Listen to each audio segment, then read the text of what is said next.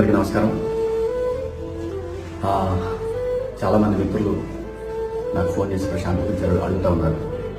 నేను చెప్పేది ఒకటే, ప్రశాంత్ ఎలాంటి వాడు 4 నెలలు ఒక పోస్ట్లో చూశాను. అది చాలా మంచి కురాడు. చిన్న చిన్న గెలిచాను అనే ఆనందం ఒకసారి మనిషిని డామినేట్ చేయొచ్చు. ఏంటి, నేను అందరినీ కలవాలి. నా ప్రశాంత్ గురించి నేను పదే ప్రతిసారి మాట్లాడాల్సిన అవసరం లేదు.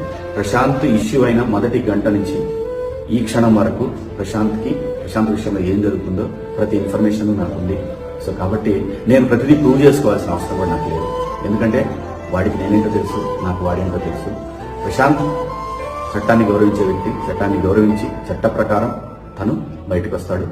అది రేపు ఖచ్చితంగా ప్రశాంత్ బయటకు వస్తాడని ఎక్స్పెక్ట్ చేస్తున్నాను. రేపు కాకపోతే ఎల్లుండి కాకపోతే మండే. ఎందుకంటే చట్టానికి లోబడినటువంటి అంశం కాబట్టి, చట్టాన్ని మనందరం గౌరవించాలి కాబట్టి